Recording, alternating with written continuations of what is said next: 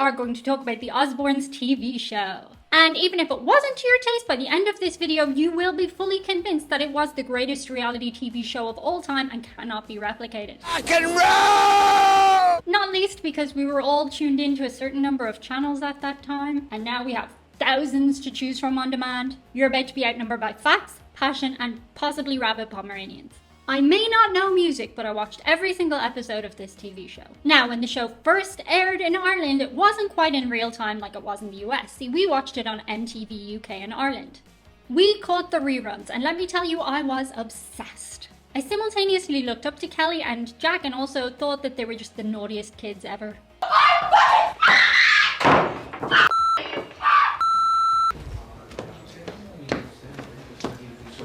Don't ask me to do that again. Who's got bollocked to death? She's so dramatic. I love her so much. I actually was not allowed to watch this TV show. It was exactly the kind of mayhem that both made you feel like you wanted to be part of it and also that your own family were maybe kind of not that bad actually after all. One of my favorite modules when studying film theory was reality TV. So I will be both pulling from out of my nostalgic arse during this as well as academia. I endeavour to provide you with a multitude. And vague disclaimer, everybody involved in this show was, is, and continues to be problematic. Like Ozzy's dead, obviously now. Rest in peace. There are deeply complicated and questionable choices at the heart of these people, but what we're going to concentrate on today is just the TV show. This isn't a hagiography of their actual lives, it's a love letter to the chaos, mayhem, and perfect storm that was the Osbournes reality TV show. The greatest reality TV show of all time. This show changed television forever, and it did it all with barking dogs and a lot of F-bombs. And a huge part of the reason it was so important is because of when it aired. The Osbournes premiered on MTV in March 2002, just 6 months after 9/11. A time when America, and lest you forget, the rest of the Western world was collectively feeling very unhinged. The cultural psyche was wounded, people were disillusioned, fearful, and honestly just emotionally raw. It was a time when much of society, us mere mortals relying only on the little we were told, felt vulnerable and exposed. Everybody from kids to adults was feeling it, like at any second our whole world could come crumbling down. We wanted truth, but not in the trauma documentary sense. We were weary of watching news stories, and yet we didn't want picture-perfect superheroes coming in to save the day. We knew it just wasn't reality. We weren't buying into a perfect hero fallacy at that time. We wanted something real, but we needed something kind of fun. Something weird and dysfunctional and human. We were no longer buying into the little house on the prairie energy. We didn't want moralistic cardigan-wearing parents coming in telling us that everything would be okay because, well, we knew it just wasn't the case at that time. Superman didn't fly in to save the day, and our fears couldn't be appeased by a picture-perfect mom and dad telling us everything would turn out all right in the end, if only we did the right things. Everything wasn't okay, and we wanted that reflected in what we were watching on our screens, but we also wanted a little bit of escapism. We wanted reassurance that the chaos and stupid little things that we'd argue about would continue despite everything going on that was huge in the world around us. Hey, kind of like what's going on today. We wanted a man in eyeliner screaming at his bulldog while holding a TV remote upside down. Reality TV had already existed up to this point. The Real World debuted almost a decade before in 1992 on MTV, and Survivor had already revolutionized competitive reality, though that show pretty much flopped on our side of the pond. But these shows relied on strangers, exotic locales, and heavily crafted mechanics to get by. They weren't intimate, they weren't familiar, and they didn't have that family dynamic that we craved. They were essentially anthropological social experiments that nobody could really relate to, but some enjoyed as just a thing to watch. Then one day, a very special episode of MTV Cribs aired. The show offered a glimpse into the households of famous people who essentially gave their viewer a house tour. Some were hits, some were misses, and at that time, viewers could literally call in and vote in polls to say which one they wanted rerun that day. The top running episode was The Osbournes. And the funny part of this was Ozzy Osbourne was barely in it, it was mostly his crazy kids. And so MTV pitched the show The Osbournes, initially for just 3 episodes, but it went on a good bit longer than that. Though not a freakishly long time, there were only 4 seasons. Ozzy Osbourne's wife and longtime manager Sharon took it in hand and said, this is a good idea for our brand and yeah, for our family. It was chaotic domesticity and it hit like a thunderclap. Pow! As the Daily Beast put it, the show was the first of its kind to let a celebrity family simply exist on camera without manufactured plots or overproduced drama. Oh, by the way, while you're down there, don't forget to leave a comment and subscribe, otherwise I assure you that every pen you use this week will run out of ink mid-sentence, and it's so easy to avoid such a fate. Just like, share, comment, subscribe. You've been warned. Now, let's be real. This was not your typical TV family. It was far from the Brady Bunch. This wasn't even the Cosbys, and ironically, Bill Cosby commented on the show in a really negative way. He criticized the show for being a poor example of family values, which, wow, what were you doing at that time, Bill? Always keep an eye on the people who bark the loudest. The show's not-so-secret weapon was its core cast. Ozzy Osbourne was a big celebrity at that time, the Prince of Darkness. He had quite the reputation. Oh, come on, Sharon. I'm not Ozzy Osbourne, the Prince of Darkness. Evil, what's I've had a bottle of bubble then. When did the male models come on and start stroking them? He wasn't just your standard sitcom dad, that was for sure. He was not trying to be relatable, which weirdly made him totally relatable. And he's admitted that he wasn't entirely all there during the show, nor were the children. There were an abundance of substances involved. Nitrous going. Okay, guys. Ozzy, I know it's working because I'm even feeling it, man. Want to rinse out? No. Why don't you take a rinse? I think it'll feel better.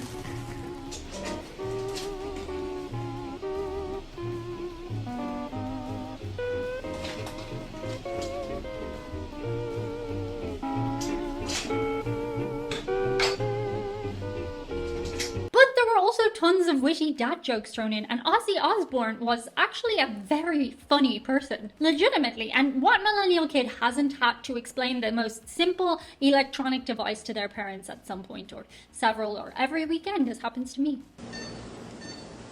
What the am I doing? I'm stuck on the Weather Channel. Ah! What the is that?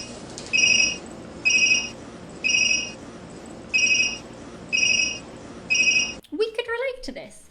And the kids, well, they were actual teenagers, nothing like we'd ever seen on television before. Kelly and Jack were bratty, charming, rebellious, annoying, and most importantly, not performing. One minute Kelly was getting herself styled and geared up for her first ever time singing in front of anybody at the MTV Movie Awards. She nepo babied her way by season 2 into a pop career, but honestly, she was actually pretty decent.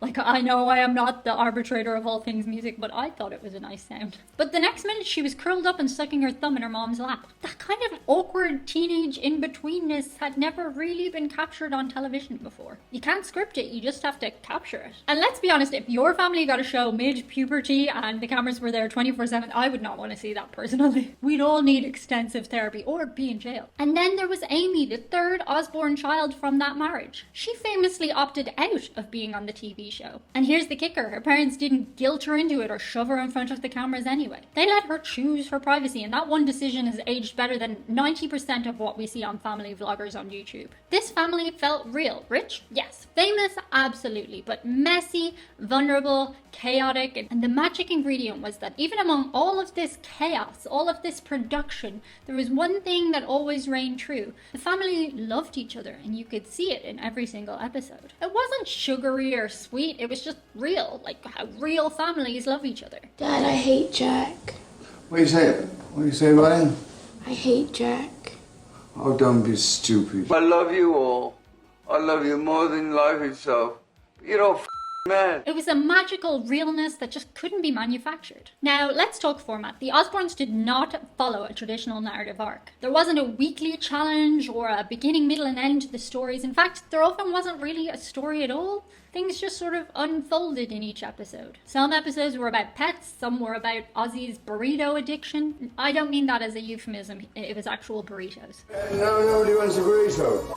Do you want a burrito, Jack? No. Sure. I heard you're still eating your burritos 3 times a day. Twice as loud. I am burrito man.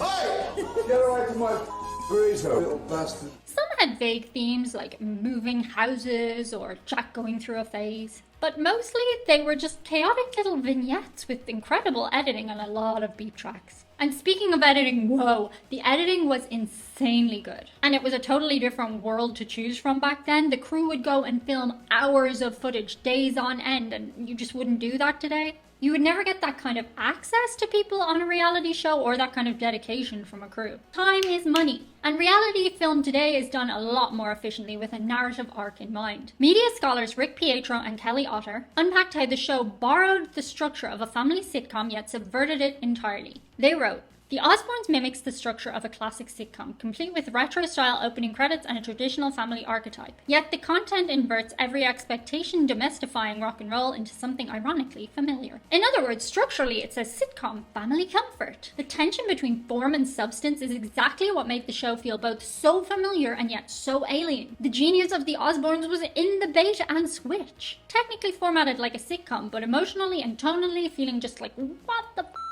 There's my own little beep for ya." Was there editing manipulation? Of course, tons of it. Sequences were stitched together out of order. There was more than a little frankenbiting going on. That's when you take a little bit of one sentence and put it at the end of another sentence to make a whole new sentence. Editors of reality TV shows often argue it's done just to make the story cohesive. Wow, I can totally relate to this.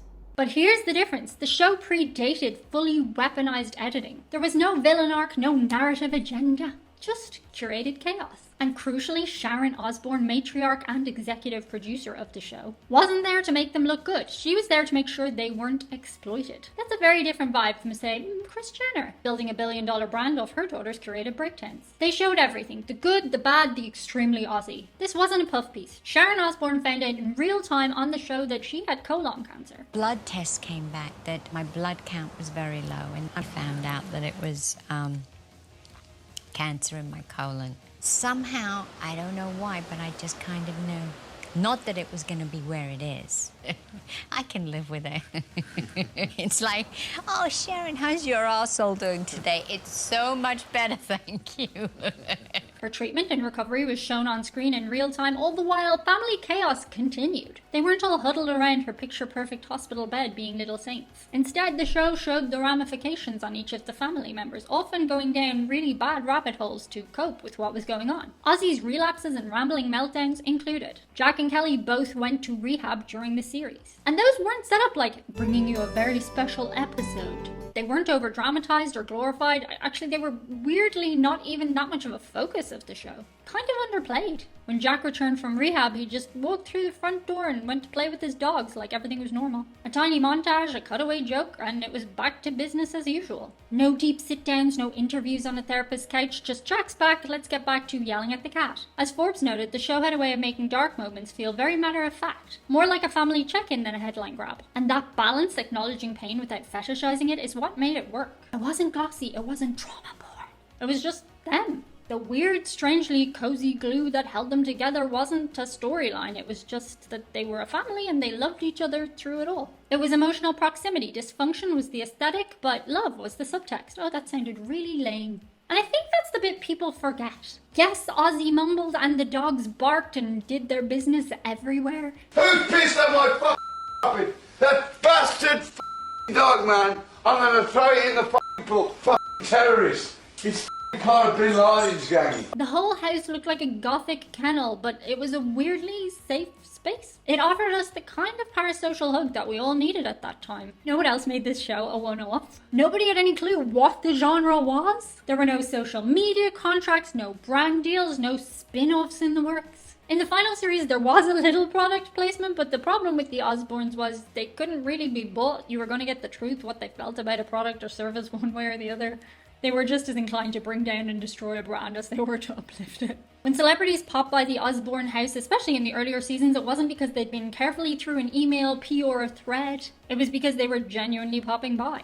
As The Guardian put it, the show is a window into celebrity life before the velvet rope was tightened. It was the last gasp of unfiltered fame before Hollywood realized it could stage manage every second of a famous person's public-private image. Public-private image. You get me. Most people can only manufacture a version of themselves for up to 72 hours, and their cameras were relentless. The mask was bound to slip, so they just didn't bother trying. It wasn't like documentary-style filming, it was actual people forgetting the cameras were there. And they were always running. But by season 2, you could begin to feel a shift. The family were definitely more aware of how they were being perceived. And they started to perform just a little, but like a Shakespearean tragedy, Sharon, riding high from the show's success, was diagnosed with cancer. And so the overarching story that season was not just about ratings, it was about mortality. It shows us what happens when the curtain falls mid-scene and the players just have to carry on. And in that moment, there was a huge echo of what we'd just been a part of just a little over a year prior with the New York attack. Just like Western society was suddenly interrupted, this family's life was interrupted. The Osbournes didn't have time to act or worry about perceptions, even if they wanted to. The TV god said you wanted real, you got real. And we weirdly saw ourselves reflected in that. Of course, the aftermath of this was a wave of reality shows trying to replicate what the Osbournes had. They tried to recreate the formula with Hogan Knows Best, Newlyweds, The Simple Life, and the Kardashians. But none of them hit in the same way. They were way more polished, more staged, more aware. Every moment was run through pure. The storylines were plotted out like sitcoms. The celebrities had glam squads, lighting setups, and NDAs. Nobody was letting their house look like a haunted kennel on national TV anymore while their demon dog peed on the Versace rug and the dad cursed at a lamp. The Osbournes offered unprecedented access because nobody realized just how big it was going to become. There was no franchise in mind, no merch ready to go. It was messy, honest, unfiltered chaos with great editing. I loved everything about it, from the dog barking sound effects to how it would surreally go into like singing a song. It was deeply human. As the Associated Press remarked, the show didn't sanitize Ozzy. It didn't try to rebrand him, it just let him be seen. And somehow in the middle of that, he became more beloved than ever. I mean, what other show could make a rock star famous for eating a bat become America's most chaotic dad? The Osbournes was the greatest reality TV show of all time because it captured raw, authentic intimacy at the exact cultural moment we craved authenticity. Why will we never see the like again? Because, well, now we know the game. Everyone who appears on a screen in front of you, myself included, from actors to influencers, knows how to play things. Or at least is aware of public perception. From every influencer's get ready in a day to every actor's interview process. There's a carefully curated public image behind it. And worst of all, a lot of it now is agenda driven, which just takes all the fun away. Speaking of fun, do check out patreon.com/Diane Jennings. Thank you so much, guys. That's it for today. See you on the other side. Bye.